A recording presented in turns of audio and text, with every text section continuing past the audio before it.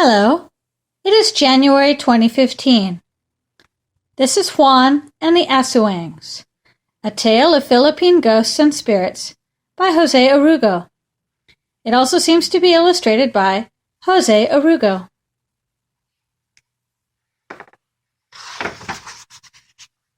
The book is dedicated to Juan's Lola, and there's Juan sitting on Lola's lap as she tells a tale of an ominous creature.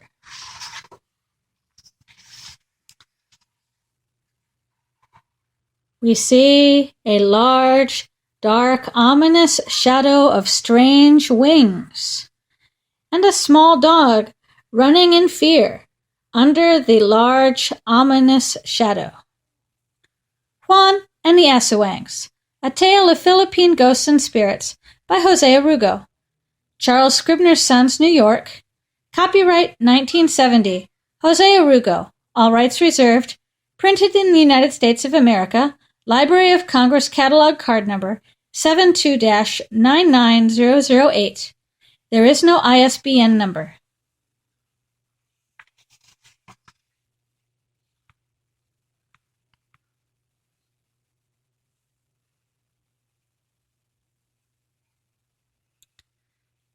The barrio where Juan lived was shaded by a beautiful fire tree.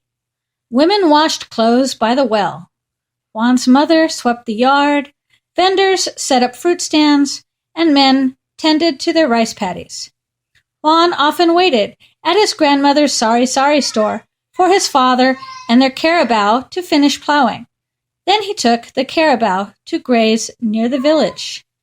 And here's the beautiful fire tree. There's the women. They're washing by the well. All the lovely houses. Vendors selling ice cream, fruit.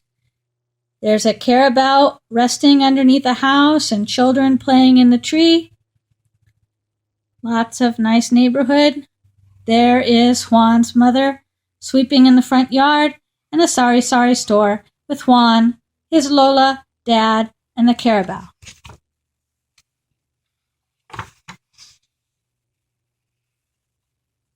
As Juan sat on his carabao's back, he thought about how all the dogs and chickens had disappeared from the village. Every night for the past 2 weeks, a few more vanished until now none were left. Men had searched for many days but could not find them. Lola, Juan's grandmother, had told him she was sure the fearful Marangal had been raiding their barrio. This creature is one of the Asuangs, the ghosts and spirits of the Philippines. He lives in the jungle and likes to steal dogs and chickens. Sometimes Juan napped on his carabao's back, and one very long, hot afternoon he overslept. His carabao wandered deep into the jungle, unaware it was filled with Asuangs. And here is the jungle. Birds in the trees, monkeys, jungle animals. There's a beautiful bird and a pig. And there's Juan asleep on his carabao's back, going deep into the jungle. And there's a frog. Uh-oh. At sunset, Juan awakened by thousands of squeaking, flapping bats. He was startled to find himself in the jungle. He knew the Asuangs slept during the day, but are awake and all about the jungle during the night. When Juan remembered what Lola had taught him exactly what to do if he ever met an Asuang. As long as he was in the jungle, he decided to try and find the Manananggal. Maybe he could rescue the dogs and chickens before they were all eaten up. There's the big bats. And there's Juan, awake on his carabao.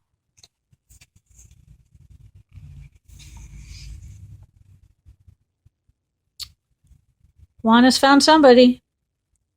Juan and his carabao hadn't gone far when suddenly ashes sprinkled down on them. Looking up, Juan saw a capre sitting among the balete trees, happily puffing an enormous cigar. Lola had warned him that a capre will chase anyone who disturbs it, so Juan rode his carabao silently between the capre's legs. What Asuang will I meet next? He wondered. There's the ashes from the big cigar, and Juan is using a leaf, so the ashes don't fall on him and his carabao. And the jungle is full of plants and birds and lizards.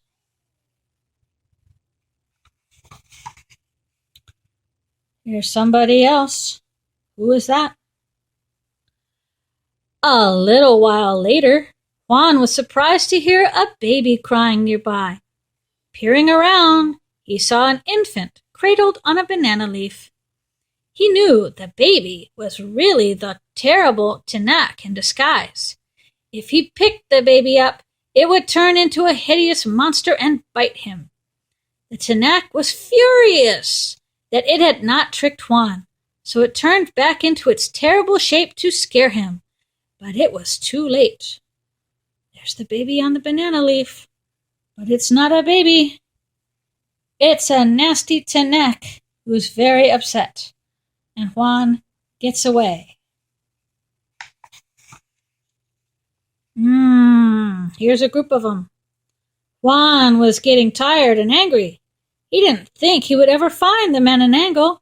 He picked up some stones to throw, to make himself feel better.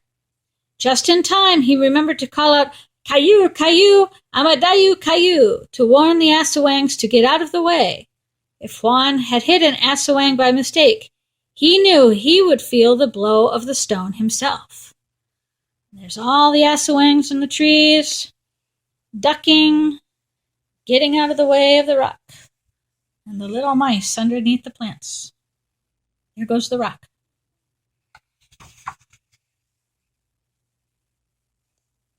Now it had gotten so dark that the carabao almost tripped over a mound in the middle of the path. It was too late to go around it, so the carabao jumped over it. A good thing, too, for a nearsighted old king of the dwarves lived under the mound. He will give a swollen foot to anyone careless enough to step on him. There's the king of the dwarves, and the carabao jumps over him. A little further down the path, they came to a bamboo bridge. He couldn't see them, but Juan was sure there were batty-bats inside the large poles. Batty-bats won't leave their homes even when the bamboo is cut down to build a bridge or a house. Juan did not want to offend the batty-bats by stepping on them. They can be very mean, Lola had told him. So he politely asked, "May I please cross the bridge?"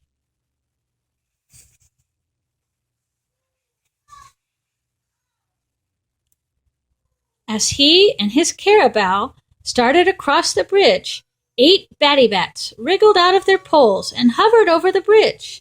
They watched Juan and his carabao curiously, but they didn't harm them. And there's Juan going over the bridge, and the batty-bats watching over him.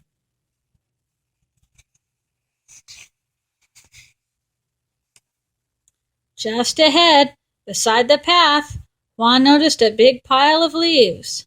Something strange and pink was partly hidden under the pile. Juan's heart started to pound, and he stopped his caribou quickly. Slipping quietly to the ground, Juan crept up to the leaf pile. Very carefully he brushed away the leaves. He had found it. The strange pink thing was the bottom half of the Mananangal. There's the caribou.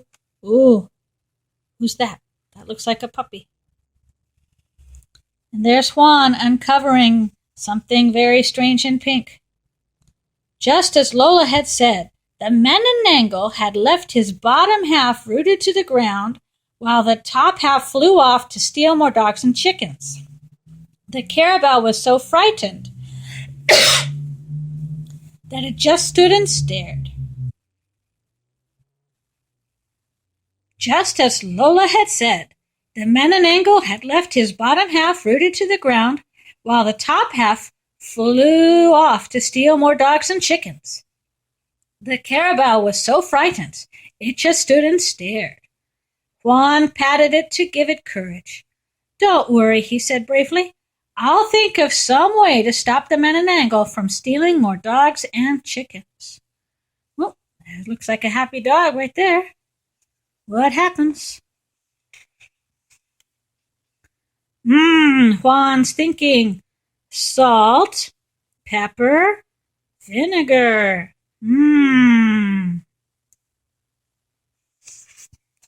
Salt, pepper, vinegar, Juan whispered excitedly. Those were the things Lola had told him the Menanango hates most. He couldn't think of any place to find salt or vinegar in the jungle, but he was sure he could find some hot wild peppers. He started searching in the tall grass. And there's the peppers. It didn't take long to find the peppers.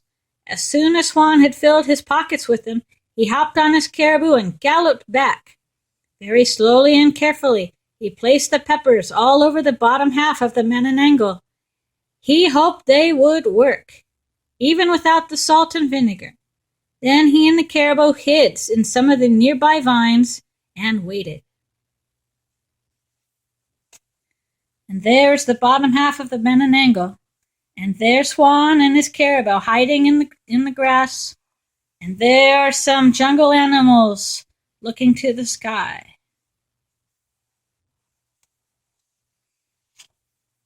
Whoa! What do we have here? They had barely hidden in the vines when there was a loud sound of wings above them. The Menanango came gliding down, clutching a terrified puppy in its beak. The Menanango landed directly on its bottom half without even looking. And there's Juan, watching the animal come in for a landing. And there's the scared puppy. Big wings. Beady eyes on the Menanango. It's going to land on those peppers. Ooh, not a happy Menanango. The peppers burned the Menanango so badly that it left out a howl that could be heard throughout the jungle. Dropping the puppy, the Menanango sprang straight up into the air, screeching, "Geek, geek, geek!" All right, and there's Juan and his carabao and the puppy. Geek, geek, geek. Oh, look here. As the Menanango wobbled off, Juan picked up the frightened puppy and patted him. At once, 20 dogs bounded out of the bushes. Dozens of roosters and hens, hidden in the sampanica trees, clucked excitedly. The Menanango had been saving them for a special feast. The jungle echoed with joyful barking and crowing as Juan and his carabao led the animals home. And there's all the chickens in the trees and all the puppies on the ground, and Juan holding a happy puppy, and more happy puppies and happy chickens. And there he is, geek, geek, geek, flying away.